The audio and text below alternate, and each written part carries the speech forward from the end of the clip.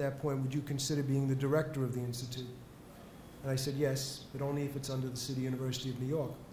And I'm meeting with, at that time, Chancellor Murphy the following week or so, and the rest is history. I became the first director inside the system, and eventually I became dean, but that's part of the rest of the story that will follow. Many meetings up in Albany. This was the meeting that took place, excuse me, with, you can see how many legislators were involved. You know, you have Senator Calandra was on top, but in the city, we had other legislators involved too, like at that point, Peter Vallone, who was a real outspoken advocate for the Italian Americans as well. That meeting that took place on March 9, 1978, was the meeting that really set the stage for what would become the Italian American Institute. This was the report, part of the report that followed, and it laid down 11 different areas, aims that the Institute would address.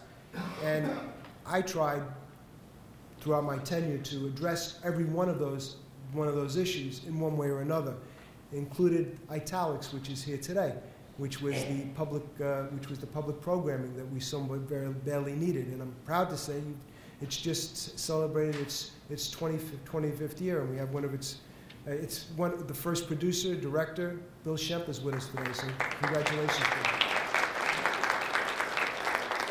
It's now under someone else's care, but it continues to go on. That's why this needed to be under the City University of New York, and I'm happy to say that it still continues. There are so many other things that happened. Well, one of the things that I mentioned in the budget of 1978 was that there were two programs. One would be for the Italian American Institute to foster higher education, and the second one would be for a counseling program. And the counselors were immediately put on the campuses of the university. The reason why we wanted counselors was because there weren't enough faculty to be able to really address the students' needs. So we needed counselors who would be there for them, who would be able to guide them through it. Now you say, what do they need it for? Well, I can tell you some horror stories. I remember being at the Italian American Institute to Foster Higher Education in 1979 when the valedictorian from Canarsie High School came for a campus visit to Queens College. Valedictorian, as all of us in academia know, can just about go any place they want to go. Most of the time they're accepted into Ivies right off the bat. She wanted to go to Queens College. That's great. Okay, she wanted to go. That's what she could afford, that she wanted to go. But no, her father and her uncle wanted to go to Kingsborough Community College because it was closer to home, and after all, she was only going to become a secretary anyway. And why did she need to get a 4-year degree? Fortunately, that's where the counseling came in. I did meet with the father and the uncle. I spoke with them, and she did graduate Queens College. So that's the type of, that was the type of ombudsman counseling that we needed to perform, and to show the family that you wouldn't be losing a daughter. You'd be gaining, an education for a family by educating her at Queens College. She became a teacher. I mean, that was the first line in those days. I'm talking back in the 70s. Now, there are more women in medical schools and law schools than there are men. And so things have vastly changed. But that's the type of services that we needed. I have to tell you, there are pockets where it's still needed today. It was mentioned that I published a report with the help of Dr. Vincenzo Leone. He did the statistical analysis for me. I didn't do it. But Matilda Cuomo had asked me back in 1990 if I would look at the dropout rate in New York City, because she couldn't stand the idea that some Italian-American kids just weren't going on and finishing high school and then going on to college. So we looked at that, and we found that in the public high schools, not the Catholic high schools, the public parochial high schools, public colleges, high schools, was the third highest dropout rate in New York City. Again, we addressed the issue. I wasn't mentioned on my resume. I got too much on there anyway. But I became vice chair of the Intergroup Relations Council for the New York City Board of Education, an appointed position without pay, and vice chair of the Multicultural Advisory Council. again, gearing services towards our kids so that they would not be, so they'd be part of the mosaic and not left out of it. As a result of it, that dropout rate doesn't exist today anymore. I mean, I'm not saying that we did everything, it was all us, but I know we helped a lot. So these are the way educational interventions can make a difference. And this, to me, is affirmative action, as well as lawsuits, as well as discrimination complaints. This is the way you make a change. But it was done out of activism. It was done about people, caring and concerned people who wanted to make a difference and wanted to make a change. Some of those problems still exist today. It's not just then. You still have these pockets some pockets in New York City and certain places where, you know, education is not of the highest priority. And now it's a little bit more, sometimes the difference is a little more subtle in terms of the way you address it. They know some education is important, but they don't really understand necessarily how to get where they need to go. And we still need that guidance and counseling. Fortunately, as a result, and I'll mention in a little while, there were some things that happened as a result of the lawsuit in 1992. Those counselors are still there. They're now part of the Calandra Institute, and from what I understand, they're still working on the campuses.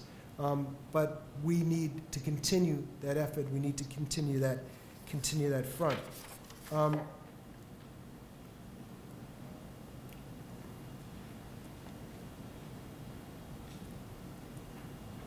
Okay. Well, when I was made director of the Institute, and besides the student activities that I was involved in, and I wanted to bring that out to you because that's important, there's another whole component, and the other whole component is really got to do with faculty and staff. There had been, like, to my mind, a glass ceiling for Italian Americans. It was, you know, was an unstated quota. We couldn't get above 6%, no matter what we did. And part of my job, and I took it seriously, this was a mission, not a job, that we would create more positions for qualified people. Now, you know, here at St. John's, and at NYU, and at other surrounding institutions, the population of Italian American faculty is somewhere around 20%, give or take a percentage point. All right? Give or take a percentage point. Not at CUNY. That's I'm talking about in 1990. Faculty, I had a faculty advisory council, wanted very much to change that situation. It was headed up then by a man by the name of Dr. Lawrence Castiglione. Larry's not with us today, but he's here in spirit. But one of his colleagues is here, Anthony Giangrasso. Tony, where are you?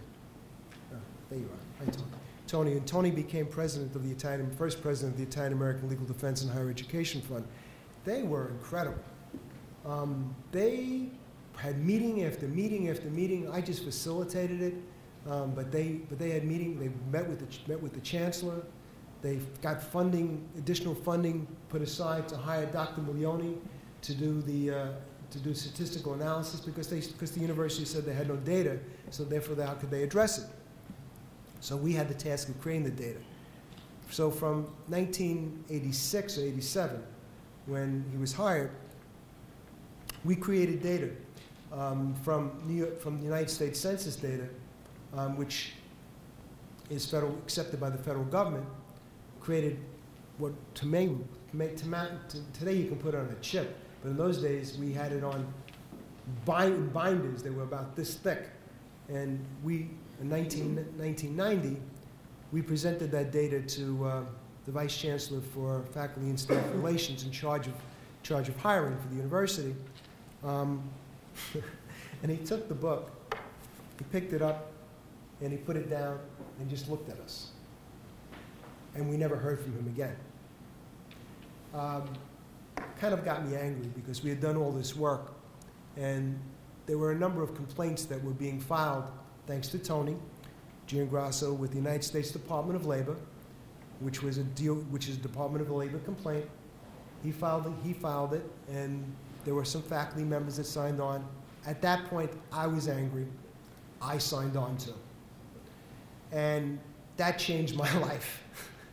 Really changed my life after that. But I signed on too because, and what happened was the United States Department of Labor started investigating these complaints on all the campuses of the City University of New York, because it's not just Queens College, there's Brooklyn College, there's Kingsborough Community College, the College of Staten Island.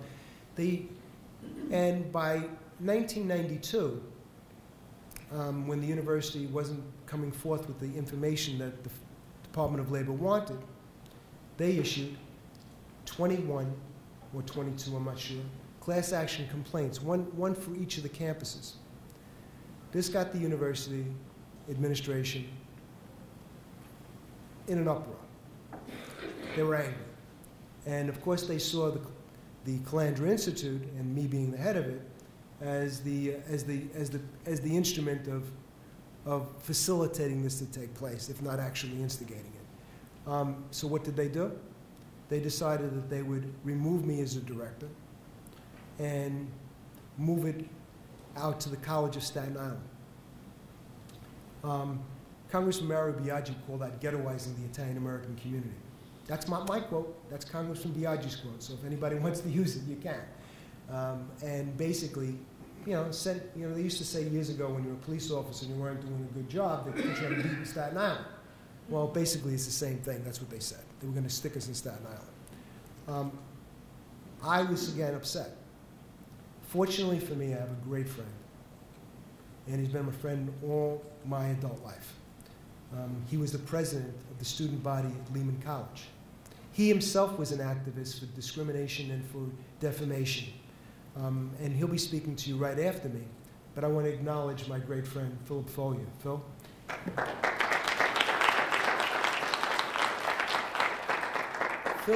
Phil now has a very, very important position, and he's held other important positions before. But at that time, he was part of a law firm, Culleton, Marinaro, and Follier. And I asked him, what can I do? Phil thought about it for a while. He says, we'll file an injunction. And he and his small law firm, but incredibly capable people, decided they'd take on the City University of New York. So on September 9th, 1992, I found myself sitting in the chambers outside of a beautiful building down on Foley Square, the federal courthouse, waiting to be called inside. Sweating because it was a hot September day. And I walk into this room that's probably almost as big as this one. This was the chambers of Judge Constance Baker Motley, the preeminent jurist in civil rights. I did not know that at the time. I was sitting across the table, big, long conference table, and I'm sitting all the way at the other end. I felt so small. And there she is, and she's got a cold, and she's blowing her nose. And there's my attorneys, arguing that this has to be stopped. An injunction must be placed. And you have the Attorney General's office arguing that, no, it's just a reorganization, we have a right to do it. Let me tell you something. One thing I've learned, I'm not an attorney, but if there's civil rights is involved, you do not have the right as an employer to do certain things. Even though you may have them if there's no civil rights involved, but if there's civil rights involved, you do not have the right. And she knew it. And she was sitting there and very nonchalantly signed the papers, and that was for a temporary restraining order, which is the beginning of an injunction. We then went through 3 weeks of trial where credible testimony was given. And I'm going to go to some of that, at this point. She found the university guilty of discrimination in not a trial, but the hearing that took place on the injunction. And that remains on the books today. It's not something that can be erased. The findings of fact and conclusions of law in a federal court is nothing can be overturned unless there is another case that comes and overturns it. That doesn't seem likely.